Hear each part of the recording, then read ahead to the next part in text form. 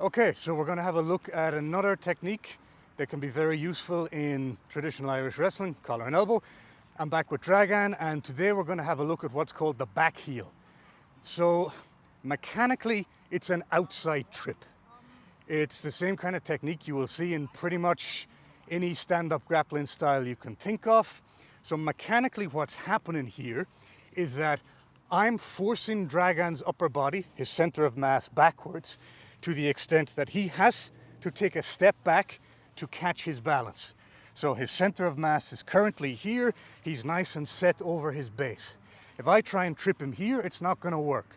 So I'm moving his center of mass backwards. Thus, he has to take a step here to catch his balance to keep his center of mass underneath him. That's what he wants to do. What I want to do is push him back and then prevent him from taking that necessary step. So if you just keep your foot here, you don't step back.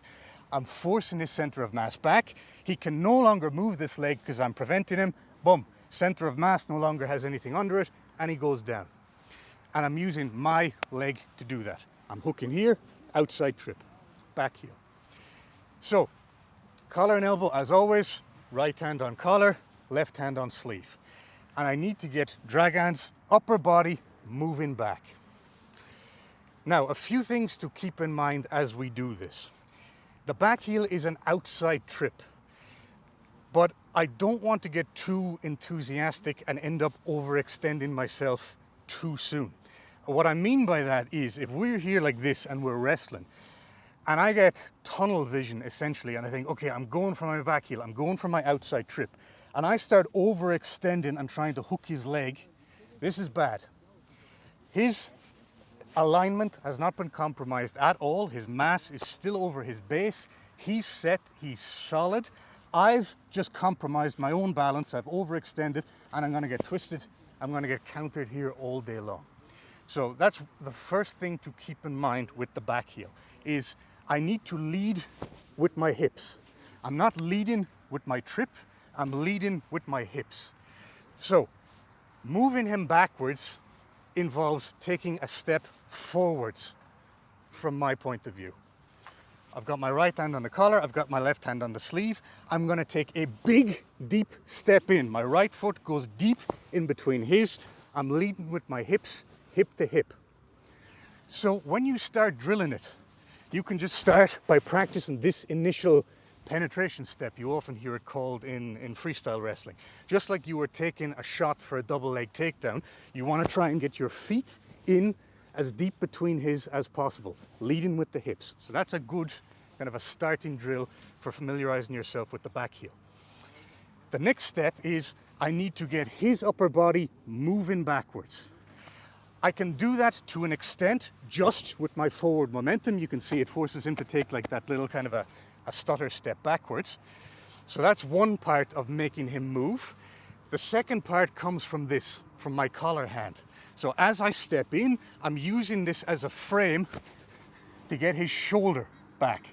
So not just this kind of butt with the chest, but I'm using my collar arm, boom, to add a little bit of extra pop to it. So now I've got the breaking of the alignment. His upper body is going back, his center of mass is no longer over his feet, and now I'm ready to step in and start hooking my outside trip.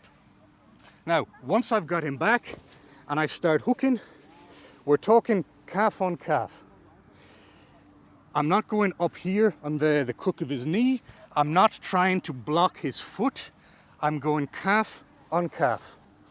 You can either flex your toes like this, or you can put them in this, in BJJ we often call it the boot position. So either one works, like I step in and I can boot with my foot, or I can flex. Personally, I think the flex allows just a little bit more chop, but that's up to you. Again, it's personal preference.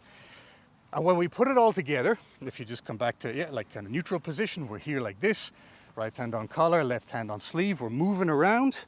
I'm going to take a big, deep step in, right foot, penetration step in between his feet, leading with my hips. At the same time, I give him a little push with my collar arm to get his shoulder back. His center of mass is now moving in exactly the direction that I want.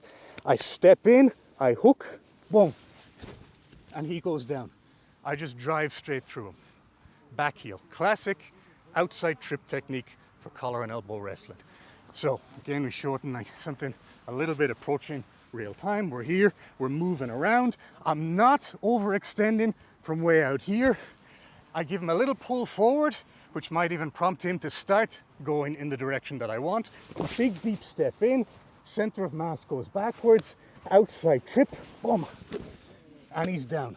Flat back fall, I'm going home, okay? Back heel, classic collar and elbow technique, works in all other forms of stand-up grappling as well. So as always, just give it a shot, play around with it, try it out. If you have any questions, let me know.